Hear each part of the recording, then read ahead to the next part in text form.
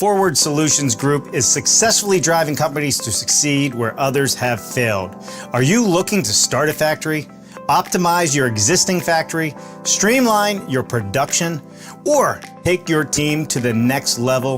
Whatever your needs are, Forward has a solution for you. Reach out to Ben at forwardsolutionsgroup.com.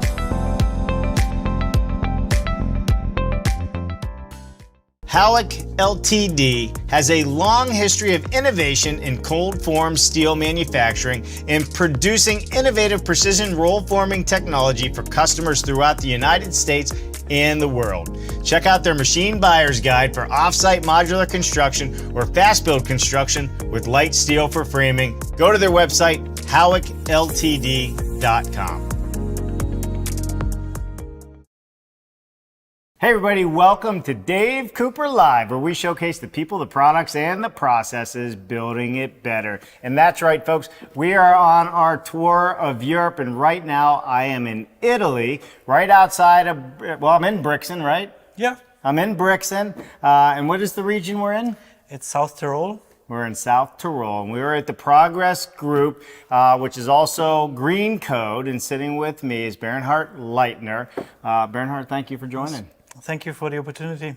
Yeah, this is great. So I know you're watching this show out there and wondering what we're going to talk about. Well, guess what? We're talking about concrete. We're talking about technology with concrete. We're talking about sustainability, and we're showing you an entire factory that's going to be fully automated, but they're sharing that technology all around the world with their partners. So my guess is you're going to see a lot more Green Code and a lot more Progress Group moving forward. So Bernhard, why don't you tell us a little bit about what you do here at the Progress Group? At the Progress Group, we are a machinery supplier dedicated for the precast industry. So every kind of machinery, every kind of software you can think about related to the precast concrete industry is something that we fabricate and provide to clients and companies worldwide. Yeah, and we're here showcasing this technology. We're here with Wash. They're helping us take a look at what's happening in the different regions. We've been in Austria. We just came down from Germany, Bavaria. Good beer, by the way. And now we're in the vineyards in Italy.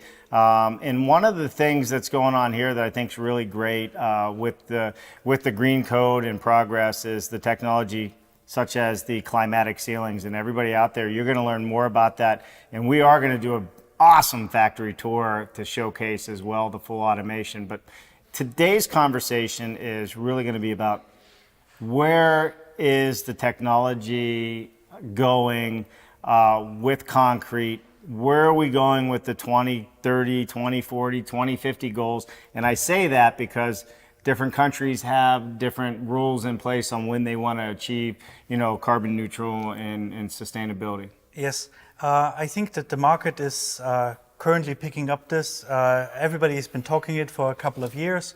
We've been promoting it for a couple of years already, but it is gaining traction, and now really the people are trying to differentiate themselves and really looking how and what can be done in the future in terms of the concrete technology. What we often have, we are often being compared to wood construction or timber frame constructions. This I know, and I know in the US this is a very standard way of building. Here in Europe we have a little bit of a different approach to the things. It's rather because of the longevity of the buildings. We really try to create buildings which can be used over decades and not be recycled or reused after only 20 to 30 years. One of the things I'm learning on this journey throughout Europe is that buildings are built for generations. Yeah. And generations of families not only live in the buildings together, but long after maybe somebody has passed away or moved on. So, and they say, and my friends up in Switzerland at Dow Modular said, the most sustainable building is one you do not have to build again. That's the thing. Everything you have to recycle. You can have the best building technology, the best building system.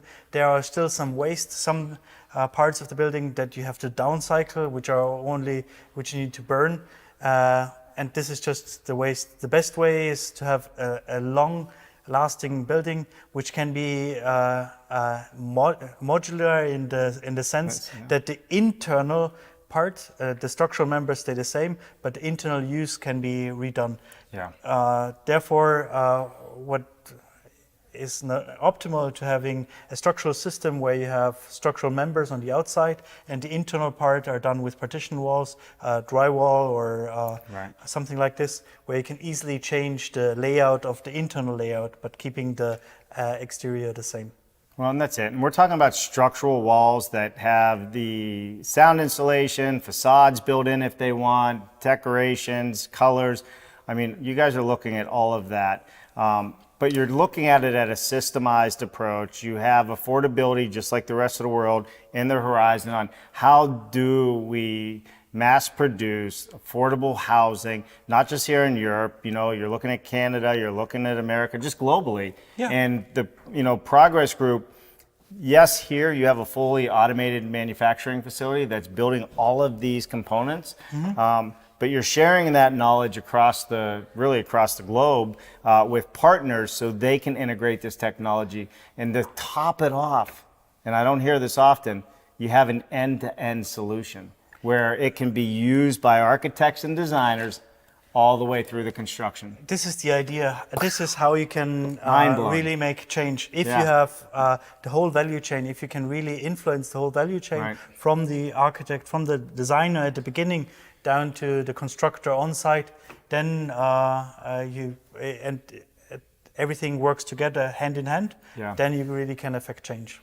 And affecting change is something that's really a focus here, not only with you and Green Code, but within the organization, the culture, and your 10 key, I guess, rules that everybody here to follow. What do you call it? It's not the rules. With values. It's a value-based organization. It's just the thing is that we came together and said that we have certain values which we all stand behind, and working together to a better goal.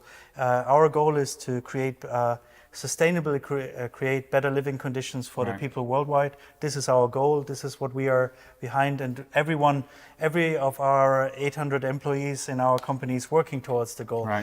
In a niche, everybody in his part or in his expertise, but this is what brings us together and where we are working together. We started talking a little bit about affordability and how do we grow this market. You're starting to see the market grow.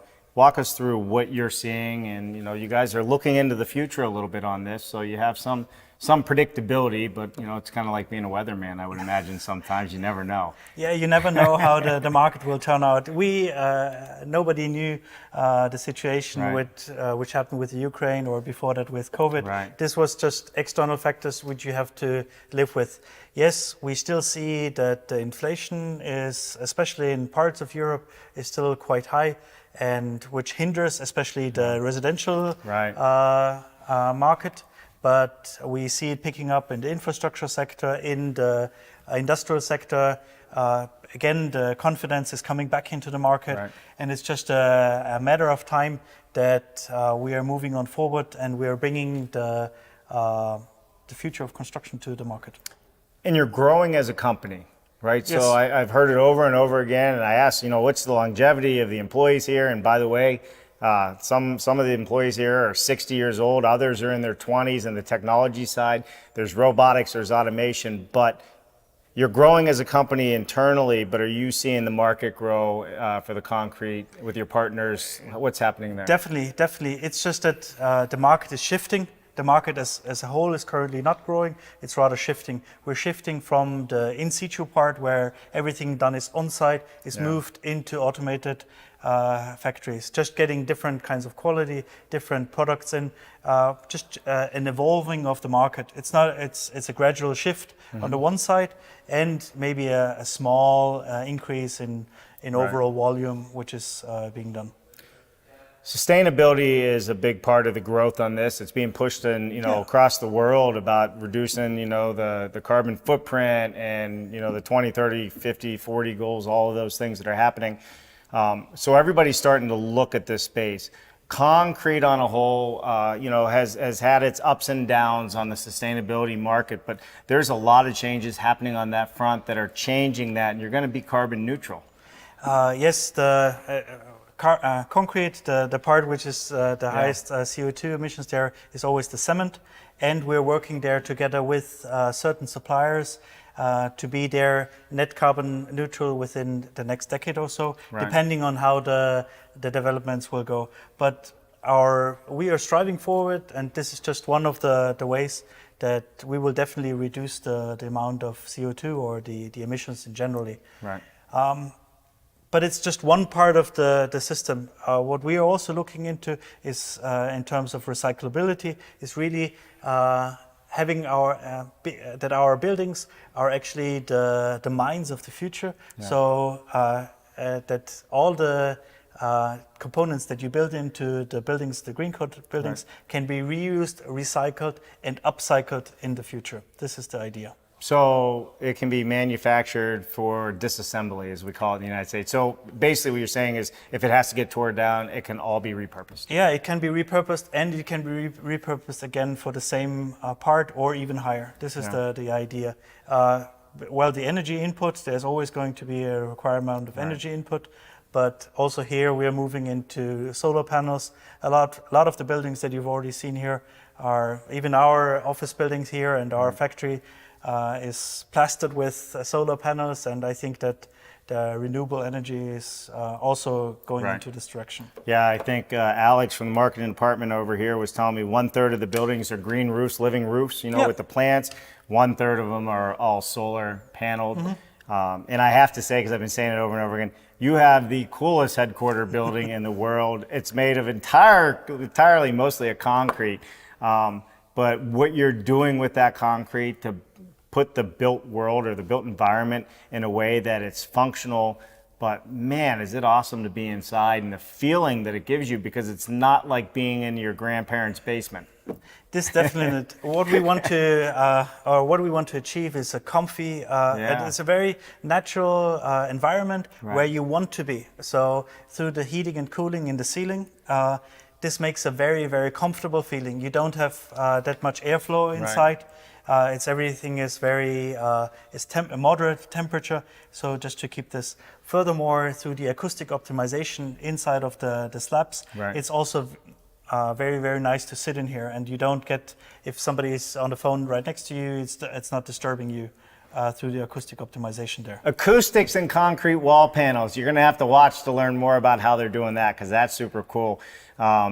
Well, listen, if you're a designer, you're an architect, you're an engineer out there, one of the great things about the Green Code, and you see some of the books sitting here, is there has been a system developed that anybody can get started that's in the design world. For the most part, you have to have some general knowledge, but you've put all the systems in place to build beautiful stuff. I mean, we're talking single-family home, multi-family home, multi-million-dollar custom residences filled with glass and surround, and hockey stadiums, for goodness sakes. I'm in. The thing is, it is important for a system to penetrate the market is some kind of standardization. Right. You don't want to standardize everything, because then you just have one thing. So what we try to set is limitations for architects and designers to be working with. And they can work within this system very freely and just combine the individual details, and being able to get this not only here, but also there, because an architect works now in this everywhere currently. And so I think people are going to love this. You're going to love what we're going to showcase here in the next coming weeks. We're live typically on this show, except for when I'm traveling, but we're also unedited. And I think what's really fun about this is what I'm seeing actually kind of gets my blood going. I mean, it's great. If you think about being a designer or an architect, and you're going to say, all right, well, we're going to build concrete walls, blah, blah, blah, right? But then you say, well, not only are we going to build concrete walls, we're going to put the MEPs with robots in it. Okay, now you got my attention. Not only MEPs, but we're going to be able to put in all your electrical lighting for the ceilings or the walls and all the places it needs to be really under one roof. And you're combining all these different processes and trades in a systemized approach that is going to reduce the stress, obviously, on the architects and the engineers out there and the designers. It's going to reduce the stress on the project managers in the field, because it's done with precision, because the process is taking away the mistakes that labor can do, right, or the human mistakes. And you're speeding up the timeline of completion of a job, and you're doing it in a mass scale in production. This is definitely one aspect. Another aspect is the technology that is behind that. Because here the designer with the CAD system can really design how it looks at the end. It is not that he needs to go to the construction site and tell him, hey, I want to have a socket here and here and here. He can mold it in a 3D CAD software system, and then it's actually sent out to the production as production data, and it's produced just down to the millimeter or to the 16th of an inch at our automated production facilities. I love it. To a millimeter, right? In the on-site labor, we talked about this, right? There's still on-site stuff. Works to the centimeters, but there's systems in place that they have already figured all of this stuff out to make everything come together and work. Yes. Well, it's a daily challenge, like everything, but it's something which is manageable, and it's manageable on an industrial scale. It's not that you have to be unique. You don't have to be have the very, very high skilled labor. You just need the dedicated labor and the processes in place, and then it's possible. You know, what's really interesting about this trip, and I think of things just like we're talking now, is, you know, we look at all the skyscrapers around the world that have been built and the technology that they use. But what's really great is now this technology is becoming more and more accessible all the way down to the single family home for the precision, for the accuracy, and you guys have incorporated all that. So I think everybody's really going to love what we're going to showcase here in the future and what's really coming out of the Progress Group. To me, this is where we need to be heading. Whether you're wood-based or concrete-based, right? I mean, there's room in the market for everybody. Obviously, we'd like to see a lot more. Yeah, I know. But the reality of it is that's the way the market works. And I think from an affordability standpoint, what's going to give the Progress Group and the Progress Group's partners the leg up on achieving that affordable price point that needs to be hit to really make this a win, not only for government, but for, you know, the average person. For the average person, it's just as you say, it's the affordability. It's the what I often hear and I often get told with standard projects.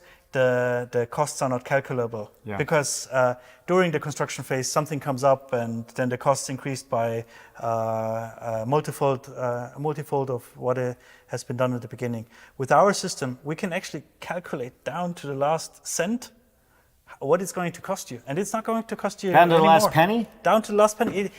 We calculate for you. It might be that it's too expensive because you have too many add-ons, but that's true. The question is, what we calculate at the beginning will be your bill at the end. There's not going to be some unforeseen add-on at the end, because through the industrialized construction, you have the processes which run all the time the same way, and therefore a calculation can be done very, very accurately. And this is just safety for the investor. Right.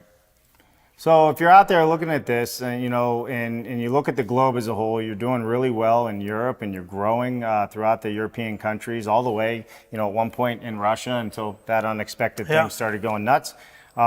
But what about North America? What about Canada, South America? Are you focused on those markets as well? We have been, well, as a group of companies, we are already quite active in North America. We have several clients. We have a very, very renowned project in Florida, which is up and coming. It's a retirement home builder, which everybody in the United States knows. And then we have several other smaller clients in the United States and in Canada. In terms of the green code system, we're still in talks of the first adopter, but sooner or later this will also happen. I have to be honest, we have been focused in the last 10 years very much on the European market to grow there. And then, because what we've achieved on the home market, we can then deliver to other markets successfully. Well, start focusing on our market. That's just me telling you. I mean, all right. So listen, where are we going to find you? You guys are going to be at World of Concrete. So for the American market, if you actually want to meet with some of the team in America, the Progress Group's going to be there. You just the Progress Group is definitely on the World of Concrete. On many PCI chapters we're attending. I'm personally not. I don't know where I'm personally. I'll going to be. convince them to come. But you just get in contact with our marketing detail, and then we know what kind of shows we're attending in the States or in Canada. Definitely will. All right, listen, everybody, that's a wrap. Stay tuned. We're going to be doing factory tours. We're going to be talking in depth about the technology here at the Progress Group and Green Code. And not only are we talking about it, we're talking with the guy in charge of it right here, Bernard Leitner. Thank you so much for being on the show today. And for the rest of you out there, we'll see you at World of Concrete. Stay tuned for this Friday. That's right, BS Friday. We got Stephen Basic on, one of the most renowned architects in passive house design. And he has a big red. And I'm not talking about the finger, I'm talking about a big red marker. And he's going to show you how to mark up plans as he always does. I'm Dave Cooper. Thanks for watching. What an amazing show. Thank you to all of our sponsors for helping us to continue to bring all of these innovative conversations to all of you out there. Please visit them, see what they have to offer you, and as always, subscribe to the YouTube channel and ring that bell. It would mean the world to us. I'm Dave Cooper. Thanks for watching.